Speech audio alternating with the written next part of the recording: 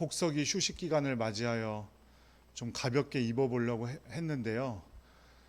제가 너무 어색하네요. 이 복장으로 여기에 선다는 게 제가 어색해서 이거 못할 일인 것 같아요. 그래서 마이를 좀 입어보려고 했는데 이게 셔츠랑 이게 색깔이 안 맞아가지고 아직 어색해요. 그러니까 잘 이해해 주시기 바랍니다. 오늘까지 우리 청소년부 청년부 수련회 잘 마쳤고요. 11명 참석했어요. 11명 참석해서 뭐 학교 좀 낮에 가야 하는 친구들은 낮에 나갔다가 밤에 또 들어와서 말씀 듣고 또 아파가지고 한 명 집에 도로 돌아왔다가 감기 때문에 첫날 에어컨이 너무 세게 틀어져 있었대요. 그래갖고 추워서 한여름에 추워서 잠을 못 잤대. 그래서 막 새벽 5시부터 깨고 막 그랬다 그러더라고요. 그래서 근데 둘째 날은 또 잘 조정해 주셔서 또 잘 잤다고 하고. 그렇게 우리 청소년부 청년부들이 우리 한 걸음 한 걸음 좀 잘 성장했으면 좋겠습니다. 좀 안타까운 것은 청소년부 청년부에 좀 사역자가 있었으면 좋겠다 하는 생각이 또 여전히 들더라고요. 그래서 우리 청년부 청소년부들도 좀 잘 인도해 주고 또 저도 뭐 많은 나이는 아니지만 이제 아이들과는 뭘 어떻게 해볼 수 없는 나이인 것 같아요. 저는 이제 그래서 조금 젊은 사역자 모셔서 좀 청소년부 청년부 또 우리 어린이부 따로 청소년부 청년부 따로 좀 맡아줄 사역자를 좀 모실 수 있는 환경과 여건이 되었으면 참 좋겠습니다. 많이 기도해 주시기 바랍니다. 오늘 말씀의 주인공은 야곱입니다. 형 에서에게 팥죽 한 그릇으로 장자권을 사고 아버지 이삭을 속여서 장자의 축복을 가로챈 것 때문에 에서의 분노를 사게 된 인물이죠. 그래서 어머니 리브가의 도움을 받아서 하란 땅에 거주하던 외삼촌 라반의 집으로 도망을 가게 됩니다. 거기서 라헬을 사랑하게 되지만 외삼촌 라반의 속임수에 또 자기가 넘어가가지고 7년 동안 라반을 섬긴 것이 물거품이 되고 먼저 언니였던 레아를 아내로 맞이한 후에 7일 후에 라헬을 아내로 맞이하고 또 7년을 외삼촌의 라반의 집에서 섬기게 됩니다. 그래서 외삼촌 라반의 집에서 한 20년 정도를 머물게 되는데요. 여기까지 야곱의 이야기를 보면 참 이 집안도 참 답이 없고 이런 집안을 콩가루 집안이라고 하잖아요. 외삼촌이 속이고 또 그 와이프가 얼마나 예뻤으면 7년을 또 기다리고 그리고 믿음의 조상인 아브라함의 손자인데 야곱이 어떻게 저런 삶을 살게 되었을까 하는 의문도 들기도 합니다. 결국 야곱은 외삼촌 라반의 집에 머무르지 못하고 고향으로 돌아오게 되는데요. 그런데 형 에서가 400명이나 거느리고 자신을 만나러 온다는 이야기를 듣게 됩니다. 이 이야기를 들은 야곱이 심히 두렵고 답답했다고 창세기 32장 7절에 기록하고 있죠. 그래서 야곱이 심히 답답하고 두려워서 처한 행동이 자기의 모든 소유를 두 떼로 나눈 거예요. 그리고 하나님께 기도를 합니다. 그 기도의 내용이 오늘 말씀 전에 있는 32장 9절에서 12절의 내용이에요. 이 기도의 기도문만 보면 야곱은 하나님의 명령도 분명히 기억하고 있고 약속의 말씀을 붙들고 기도하고 있습니다. 그리고 하나님의 은총에 대해서도 감사하고 있어요. 우리 32장 11절과 12절 말씀만 한번 읽어볼게요. 내가 주께 간구하오니 내 형의 손에서 에서의 손에서 나를 건져 내시옵소서. 내가 그를 두려워함은 그가 와서 나와 내 처자들을 칠까 겁이 나기 때문이니이다. 주께서 말씀하시기를 내가 반드시 내게 은혜를 베풀어 내 씨로 바다에 셀 수 없는 모래와 같이 많게 하리라 하셨나이다. 아멘. 야곱은 분명히 하나님의 약속을 잘 기억하고 감사하고 있었어요. 그러니까 이걸 한마디로 하자면 내가 이렇게 돌아올 수 있었던 것도 하나님의 은혜인데 나를 에서의 손에서 건져주십시오 이거죠. 그런데 문제는 야곱의 기도가 문제가 아니라 기도한 후의 행동이 문제였던 거예요. 말로는 하나님의 명령과 약속을 다 기억하고 있습니다. 내 후손으로 하여금 바다의 모래만큼 많게 해주시겠다고 약속하신 걸 내가 믿어요. 근데 말은 믿는다라고 하면서 그 다음에 한 행동, 그러니까 하나님께서 나를 지키실 것을 믿습니다. 형 에서가 400명을 거느리고 온다고 해도 나는 절대로 망하지 않을 거라는 걸 알아요. 이런 내용임에도 불구하고 문제는 기도한 후의 행동이었다는 거예요. 기도의 내용으로만 보자면 20년 전 외삼촌의 집으로 향할 때보다 그 신앙이 훨씬 성숙해진 것으로 보여요. 하지만 야곱의 행동을 보자면 기도의 내용과는 정땅판입니다. 머리로는 다 알고 있는데 삶으로 실천이 안 되는 거지요. 그는 여전히 형이었던 에서를 두려워하고 있으며 하나님보다 에서를 더 두려워하고 있고 죽음을 두려워하고 있어요. 하나님께서 은혜를 베풀어 주셔서 내가 여기까지 왔음을 믿습니다 고백하면서도 행동은 에서에 대한 두려움으로 가득 차 있다는 거죠. 여기까지의 야곱의 모습을 보면 누가 떠오르십니까? 누가 떠오르세요? 여기서 정답이 뭘까요? 나죠. 나. 조병훈 목사가 아니고 나. 하지만 하나님께서는 이런 야곱도 포기하지 않으시고 직접 야곱을 만나 주십니다. 그것이 오늘의 본문이죠. 야곱의 모습을 조금 더 보도록 할게요. 야곱은 기도했지만 여전히 자신의 잔머리를 의지합니다. 말로는 하나님의 언약을 다 기억한다고 하면서도 정작 그 언약을 자기가 먼저 나서서 지키려고 하진 않았고 자신의 죽음을 두려워하며 잔머리를 굴려서 행동을 하고 있어요. 야곱의 선택은 이것이었습니다. 32장 16절 말씀 함께 읽어보겠습니다. 그것을 각각 때로 나누어 종들의 손에 맡기고 그의 종에게 이르되 나보다 앞서 건너가서 각대로 거리를 두게 하라. 야곱은 야복강에서 에서에게 준 예물을 주려고 하는데 처음에는 두 때로 나뉘었다가 이제는 그 재물별로 각각 때를 나누었다는 거예요. 그리고 그 때를 어떻게 했다는 거예요? 한데 모여 있는 게 아니라 거리를 뚝뚝 떨어뜨려 놓으라는 거죠. 한 번에 주는 것이 아니라 여러 번 나누어 주려고 하는 거예요.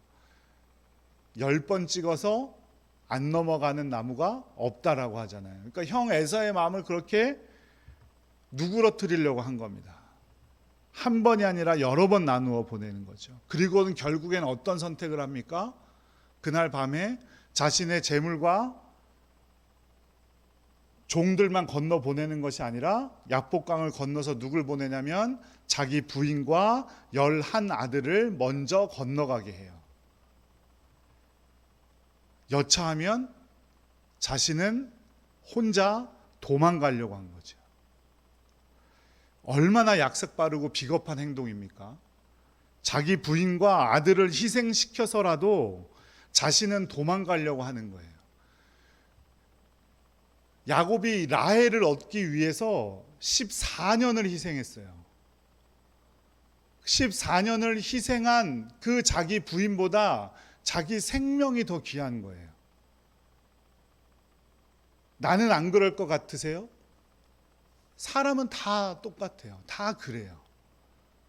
그래서 다른 사람의 죽게 생긴 병보다 내 손끝에 걸려있는 가시가 더 아프다 그러잖아요. 그렇게 야곱은 홀로 남았어요. 모든 것과 분리되었어요. 자신이 의지하던 재물, 그 외삼촌 라반의 집에서 그렇게도 얍삭빠르게 지키려고 했던 물질과도 떨어져 있죠. 자신이 그렇게 사랑했던 부인과 자식과도 떨어져 있죠. 이제 홀로 남았어요. 바로 그때 하나님께서 이 때를 놓치지 않으신 거예요. 직접 하나님이 야곱을 만나 주십니다. 성경에는 어떤 사람이라고 기록되어져 있지만 분명 이것은 하나님, 여호와 하나님이었을 거예요. 그리고 씨름을 하죠. 씨름을 한다고 하니까 우리가 텔레비전에서 보는 씨름을 상상해요. 이렇게 탁 잡고 뭐 사파 같은 것도 그렇게 그려 있는 책들도 많고. 그런데 씨름이라는 단어는 먼지가 쌓이다, 꽉 붙들다 이런 뜻이 있는 거예요. 그러니까 먼지가 일어나 쌓일 정도로 서로를 붙들고 있었다 이 말이죠. 그러니까 한마디로 말하면 개싸움하고 있었던 거예요. 막 머리채도 쥐어잡고 막 넘어뜨리고 막 그렇게 서로 격렬하게 싸우고 있었어요. 그들은 날이 새도록 치열하게 싸웠지만 결과는 하나님이 야곱을 이기지 못했다라고 기록하고 있죠. 여기서 분명히 우리가 보아야 하는 건 진 것이 아니라 이기지 못한 거예요. 아버지와 어린 아들이 팔씨름을 하는데 누가 이길까요? 누가 이겨요? 아버지와 어린 아들, 아주 어린 아들. 그러니까 뭐 노인과 청년 아들 말고 아버지와 아주 어린 아들이 팔씨름을 하면 누가 이겨요? 아버지가 이길 것 같지만 어린 아들이 이기죠. 아버지가 내가 힘이 세니까 확 하고 아들을 넘길 사람이 있을까요? 넌 아직 안 돼. 그러니까 교만하지 마. 넌 힘이 아직 약해. 이러면서 확 넘겨버릴 아버지가 있을까요? 그렇지 않은, 다 져줄 거라고요. 일부러 연기를 하면서 져주는 것이 또 일반적이겠죠. 야복강에서의 씨름은 하나님께서 야곱의 고집을 꺾기 위해서 이기지 않으신 겁니다. 하나님께서는 야곱을 베델에서도 만나 주셨죠. 외삼촌 라반의 집에서도 그 기억을 세워주셔서 많은 재물을 갖게 하시고 라반의 추격도 막아주시고, 야곱은 매 순간 하나님의 보호를 경험하고 있음에도 불구하고 계속해서 자신의 수단과 자신의 방법만을 의지하고 있었던 거예요. 하나님을 의지하지 못하고 있어요. 하나님은 야곱을 이스라엘로 바꾸어 사용하고 싶으신데 여전히 야곱은 자신에게 매달려 있는 거예요. 그래서 날이 새도록 야곱의 고집을 꺾기로 했지만 끝까지 야곱은 자신의 고집을 꺾지 않습니다. 일부러 져주는 아버지를 놀리기라도 하듯이 계속해서 아버지를 괴롭혀요. 그래서 하나님께서는 야곱의 허벅지 관절, 옛날 성경에는 뭐라고 기록하고 있어요? 이거를 환도뼈를 치셨다 이렇게 기록하고 있죠. 그런데 히브리어 원문에 보면 이 치다라는 단어가 만졌다, 닿다 이런 뜻이에요. 그러니까 하나님은 작정하고 야곱의 환도뼈를 팍 치신 게 아니고 야곱의 허벅지의 관절에 손을 대신 거예요. 그랬더니 어떻게 됐어요? 허벅지 관절이 어긋나게 되었대요. 하나님의 손길이 우리에게 살짝 닿기만 해도 우리는 무너져 내릴 수밖에 없는 존재들임을 꼭 기억하시기 바랍니다. 그런데 야곱은 허벅지 관절이 어긋나서도 하나님을 붙들었어요. 그런데 붙든 이유가 달라졌죠. 여태까지는 내가 이 사람을 꼭 이겨야겠다, 내 고집대로 살아야겠다, 혹은 내 뜻대로 살아야겠다라는 마음으로 그 어떤 사람, 누군지도 알지 못하는 그 어떤 사람을 붙들었다면 이제 왜 붙들어요? 축복해 달라고 붙들어요. 32장 26절 말씀 함께 읽어보겠습니다. 그가 이르되 날이 새려 하니 나로 가게 하라. 야곱이 이르되 당신이 내게 축복하지 아니하면 가게 하지 아니하겠나이다. 고통이 있으니, 허벅지 관절이 어긋나 버렸으니 얼마나 큰 고통이 있었겠습니까? 그제서야 야곱은 그 사람이 나에게 축복해 줄 수 있는 사람이라는 것을 깨달았고 축복해 달라고 그 사람을 붙들기 시작합니다. 하나님께서 살짝 만지기만 해도 우리의 고집을 꺾어져 버릴 수밖에 없고 우리의 몸도 마음도 모든 것은 사라져 버릴 수밖에 없어요. 하나님께서 만지시기 전에 고집을 꺾는 여러분들 되시기를 간절히 축복합니다. 그리고 하나님께서 야곱을 축복하십니다. 32장 27절 28절 함께 읽겠습니다. 그 사람이 그에게 이르되 내 이름이 무엇이냐? 그가 이르되 야곱이니이다. 그가 이르되 내 이름을 다시는 야곱이라 부를 것이 아니요 이스라엘이라 부를 것이니 이는 내가 하나님과 및 사람들과 겨루어 이겼음이니라. 아멘. 우리나라도 이름에 되게 중요하게 여기지만 특별히 더 이 히브리인들은 이름을 부른다는 것은 그 사람의 존재를 밝히는 거고 그 사람의 존재를 인정한다는 뜻이에요. 내 이름이 무엇이냐라는 하나님의 질문은 바로 그럼 너는 여태까지 어떤 삶을 살아왔니? 너의 삶은 뭐라고 규정할 수 있니? 너는 도대체 어떤 존재이니? 라는 뜻입니다. 야곱은 사람의 발꿈치를 잡고 사람을 속이며 살았습니다. 게다가 야곱이라는 이름에는 약탈자라는 이름이 담겨져 있어요. 하나님께서 대답하시죠. 다시는 약탈자로 살지 말고 앞으로는 이스라엘로서 살아라. 이스라엘은 뭐라고요? 하나님과 겨루어 이겼다라는 뜻이다. 하나님은 야곱의 존재 자체를 바꾸려고 하신 것입니다. 그런데 여기서 우리가 꼭 기억해야 할 것은 하나님과 겨루어 이겼다라는 것이 잘나고 좋은 뜻이 아니라는 거예요. 우리는 흔히 하나님과 겨루어 이겼다라고 하니까 그만큼 능력 있고 힘이 센 사람, 이스라엘 그렇게 힘 있고 힘이 센 민족 이렇게 착각하는 경향들이 있지만 하나님과 겨루어 이겼다라는 뜻은 하나님과 힘으로 겨루었고 하나님 앞에서 고집을 부렸고 그 고집 때문에 허벅지 관절이 어긋나서야 하나님께 축복해 달라고 매달린 존재들이다, 이런 뜻입니다. 그것이 바로 이스라엘이에요. 바로 저와 여러분과 같은 신세를 말하고 있는 거죠. 하나님을 믿노라 말하면서도 결국 내 뜻대로 살려고 하였고 믿음이 아니라 세상에서 거둔 성과들로 살아가려고 하고 그럼에도 불구하고 우리에게 은총을 베풀어 주시는 하나님 때문에 살아가고 있는 존재들이라는 뜻이에요. 이스라엘이라는 뜻은. 이것을 기억하라고 하나님께서는 그 이름을 이스라엘이라고 붙여주신 겁니다. 하나님의 만지심만으로도 허벅지 관절이 어긋나 버릴 수 있는 나약한 존재임을 기억하고 하나님의 은총과 축복이 아니고는 살아갈 수 없는 존재들임을 고백하며 살아가라, 이 말이에요. 우리는 모두 영적인 이스라엘이죠. 우리 이름에 담긴 뜻을 꼭 기억하며 살아가는 여러분들 되시기를 간절히 축복합니다. 우리는 하나님의 은총과 하나님의 축복 없이는 살아갈 수 없는 존재들임을 꼭 기억하시기 바랍니다. 이스라엘이 된 야곱은 그곳의 이름을 브니엘이라고 불렀습니다. 브니엘은 하나님의 얼굴이라는 뜻이에요. 브니엘, 하나님의 얼굴. 야곱의 신앙의 고백이 담겨 있는 이름이죠. 32장 30절 함께 읽어보겠습니다.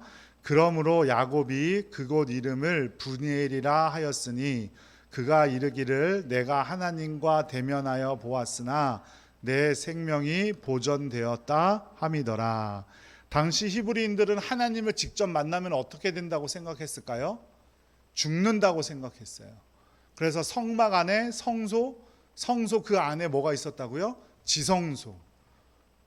그 지성소는 하나님의 임재가 있는 곳, 하나님을 만날 수 있는 곳인데 그곳에 누구만 들어가요?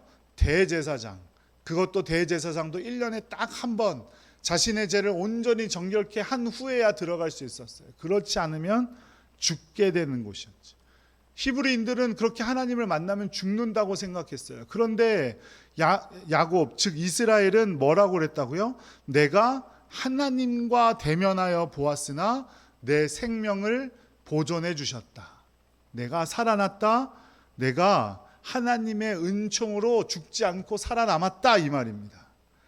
하나님께서는 만나서 죽게 되는 두려움의 존재가 아니라 언제나 우리와 함께하길 원하시고 우리와 교제하길 원하시고 관계하기를 원하시는 분이다라는 뜻이에요. 그 모든 것이 놀라운 하나님의 은총이라고 야곱은 말하기 위해 그곳의 이름을 특별히 브니엘이라고 지었습니다. 구약의 인물들을 보면 특별한 사건이나 특별한 일들을 경험을 한 곳에 이름을 붙이죠. 아까 이름이 중요하다고 했죠. 그러니까 이곳이 정말 중요한 곳이다 이 말이에요. 중요한 사건이 있던 곳이다. 구약의 인물들, 그 사람들을 만들어 가고 있는 그 사건들의 이름이 있다는 겁니다. 자신이 하나님을 만나서 씨름까지도 했는데 죽지 않고 살아서 이스라엘이라는 축복을 얻고 그 특별함을 담아서 이름을 지은 겁니다. 우리에게도 하나님의 은총이 넘치는 특별한 사건이나 장소들이 있을 것입니다. 그 하나님의 은총을 잊지 않고 살아가는 여러분들 되시기를 간절히 축복합니다. 그 은총으로 변화된 삶이 야곱에게 펼쳐지는데 바로 에서를 만나게 되는 일을 통해 드러나죠. 33장 4절 말씀 함께 읽어볼게요. 에서가 달려와서 그를 맞이하여 안고 목을 어긋 맞추어 그와 입 맞추고 서로 우니라. 달려와서 안고 목을 어긋 맞추고 입 맞추고 울었다. 자세히 설명드리기는 그렇지만 히브리어 문법에 이게 와우 계속법이라는 그 히브리어 문법으로 사용해서 이 원문을 사용하고 있는데, 어떨 때 이 단어를 쓰냐면 연속적으로 행동이 일어나서 행동이 점점 어떻게 되는 거예요? 확장될 때, 이럴 때 이런 와우 계속법이라는 걸 써요. 와우라는 글자가 이렇게 쓰는 글자인데 이게 그리고라는 접속사거든요. 근데 이거를 계속 붙여서 쓰면 히브리어 문법에서는 그 사건이 연속적으로 일어나고 뒤에로 가면 갈수록 점점 더 커진다라는 의미를 가지고 있는 거예요. 야곱이 절뚝거리면서 7번을 절하고 에서에게로 나아가니까 에서가 달려왔대요. 그런데 보니까 죽이려고 달려온 것이 아니라 안았대요. 목을 안는 것뿐만 아니라 목을 어긋나 해서 안고 입 맞추고 서로 울었대요. 에서와 야곱은 어떤 관계예요? 장자의 축복권을 가지고 서로 싸웠던 형제들이에요. 그러나 야곱이 하나님을 깊이 체험하고 나자 야곱이 바뀌었어요. 이스라엘로 바뀌었고, 그리고 에서에게 자기의 자녀들을 하나님께서 주의 종에게 은혜로 주신 자식들이라고 소개합니다. 장자권을 빼앗으려고 자신이 속였던 그 형 에서를 나의 주인이라고 표현하고 있죠. 그리고 자신의 아내였던 레와와 라헬을 역시 에서에게 소개합니다. 이게 우리의 문화로는 뭐가 이상하겠어요, 그죠? 제수 씨를 아부주버님께 소개하는 건데, 자신의 부인을 아부주버님한테 소개하는 건데, 그런데 당시 고대 근동에서 아내를 상대방에게 소개한다는 건, 얼굴을 보여주고 이름까지 알려준다는 건 어떤 의미냐면 아내까지도 마음대로 해도 된다는 의미래요. 그러니까 가족끼리도 그렇게 하지 않던 행동이었던 거예요. 그러니까 변화된 야곱은 이제 에서에게서 무언가를 빼앗으려고 하기보다 에서에게 모든 것을, 자신의 모든 것을 주려고 하고 있는 거예요. 야곱은, 이제 변화된 이스라엘은 자신의 것을 손에 꽉 쥐고 놓치지 않으려고 살아가는 존재가 아니라 하나님의 은혜로 살아가는 존재임을 깨닫게 되었고, 그런 것들보다 더 귀한 것이 무엇이다? 하나님의 은혜다라는 사실을 알게 되었다는 거죠. 그런데 에서의 모습 또한 대단합니다. 야곱이 자신에게 준 모든 예물을 거절해요. 당시에 예물을 줬는데 거절한다는 것은 나는 너랑 관계하지 않겠다는 뜻이고, 여기서로 보자면 뭐라는 거예요? 야곱을 용서하지 않겠다라는 뜻이죠. 그런데 그런 뜻이 아니었고 자신의 있는 것이 족하기 때문이다라고 33장 9절에서 설명합니다. 그러자 야곱이, 이 이스라엘이 형 에서에게 다시 이렇게 말합니다. 33장 10절 말씀 함께 읽어볼게요. 야곱이 이르되 그렇지 아니하니이다. 내가 형님의 눈앞에서 은혜를 입었사오면 청하건대 내 손에서 이 예물을 받으소서. 내가 형님의 얼굴을 배운즉 하나님의 얼굴을 본 것 같사오며 형님도 나를 기뻐하심이니이다. 아멘. 히브리인들은 눈을 단순히 보는 것만이 아니라 마음속의 감정과 생각을 드러내는 통로라고 생각을 했대요. 그래서 눈에 보이는 것에 마음과 관심이 가듯이 똑같이 길을 걸을 때 사람마다 보는 게 다 달라지는 거죠. 그래서 자기가 관심 있게 보게 되는 것은 보는 것으로 끝나지 않고 그것이 내 중심이 돼요. 길을 가다가 차에 관심 있는 분들은 차를 보면 어떻게 할까요? 집에 가서 그 차를 검색해 봐요. 그 차의 재원은 어떻게 되는지, 가격은 어떻게 되는지, 성능은 어떻게 되는지. 하지만 차에 관심 있는 사람들은 왜 이렇게 차가 많아? 그러면 끝이죠, 그죠? 하지만 또 이 차에 관심 있는 사람이 관심 없는 것을 만약에 차에 관심 없는 사람이 보게 된다면 이것은 계속해서 그것만을 보게 된다는 말이죠. 10절에서 보니까 야곱의 눈에 에서가 어떻게 보였다고요? 형님의 얼굴을 배운즉 하나님의 얼굴을 본 것 같다.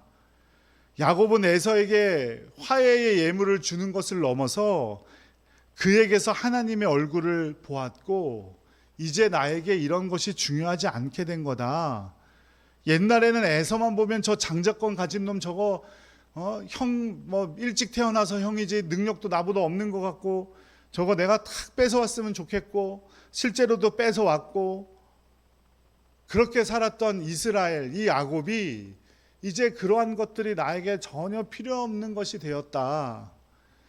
약탈자로 살던 야곱의 시선으로 보자면 에서는 여전히 원수고 자신의 대적일 뿐이죠. 하지만 약복강의 은총을 누리고 나서 야곱은 하나님의 눈으로 에서를 바라보기 시작했다 이겁니다. 에서를 봤는데 하나님이 보였다는 것은 정말 에서가 그렇게 하나님처럼 훌륭한 사람이었다라는 뜻이 아니겠죠. 그죠? 내 눈에 하나님의 은총으로 가득 차 있으니 그 당시 히브리 사람들은 내 마음과 생각의 통로라고 했잖아요. 그러니까 내가 보는 것이 하나님처럼 보이더라. 하나님의 섭리 가운데 자신과 형 에서의 관계를 알게 된 것이죠. 제가 옛날에 돌아가신 하용조 목사님의 부흥의 테이프를 들었던 적이 있어요. 옛날에는 테이프 막 그런 거 팔고 그랬잖아요. 항상 기뻐하라, 쉬지 말고 기도하라, 범사에 감사하라는 제목으로 진행된 부흥회, 5일짜리 부흥회였어요. 이 말씀 한 구절 가지고 5일 동안 부흥회를 하시는 거예요. 그런데 제가 오늘 말씀을 준비하면서 딱 기억난 부분이 이거였어요. 하나님의 말씀을 듣고 변화된 사람은 눈에 도끼가 빠진대요. 하용조 목사님이 하시는 말씀이에요. 도끼가 빠지고 눈에 도끼가 빠져야 입에 도끼도 빠진대요. 입에서 도끼가 빠지지 않으면 귀엽고 한마디 해야 속이 시원하고 그렇게 한마디 하고 나면 관계는 깨어지고 감사할 수 없게 되고 예수님 만나서 변화되지 않으면 입에 도끼가 사라지지 않으니 모든 관계나 행동들의 문제가 생기기 마련이래요. 야곱이 그런 삶을 살았어요. 하지만 약복강의 은총을 누리고 나서 눈에 도끼가 빠지고 형 에서를 봤는데 그 전에는 내가 빼앗을 사람, 나의 대적 이렇게 보이던 형이 하나님의 얼굴을 본 것처럼 보였다는 거예요. 사랑하는 여러분, 성경에서 야곱은 그 어떤 인물들보다 저와 여러분을 우리 모두를 상징하는 인물이에요. 지금 조금 보태서 말하자면 우리의 인생은 야곱의 인생과도 같아요. 세상의 것으로 싸우고 갈등하고 위기에 처하기도 하고 정말 중요한 것은 하지만 그럼에도 불구하고 하나님의 만지심으로 변화되어야 할 줄로 믿으시기 바랍니다. 야곱과 같은 과정을 겪을 수도 있고 겪지 않을 수도 있고 하지만 이 정도 되었지 않나 싶은 것은 없어요. 하나님 앞에 없습니다. 그러니 야곱이 환도뼈가 어긋나고 나서야 하나님의 축복을 기대하고 하나님을 붙들은 것처럼 변화되는 사람들이 아니라 하나님께서 나를 만지시고 하나님의 은혜로 나를 이끌어 주시기를 먼저 원하는 우리 모두가 되기를 간절히 축복합니다. 그 은혜가 우리를 붙들고 있기 때문에 우리는 두려워할 것이 없는 줄로 믿으시기 바랍니다. 이 땅이 주는 모든 두려움을 버리고 주님의 은총을 바라보는 성도님들 되시기를 간절히 축복하고요. 우리 가운데도, 우리의 삶 가운데도 주님의 은혜로 변화되고 오직 주님의 은혜로 살아가서 우리 모든 것, 우리 눈에 보이는 모든 것들이 정말 하나님을 본 듯하게 바라볼 수 있는 저와 여러분들 되기를 간절히 축복합니다.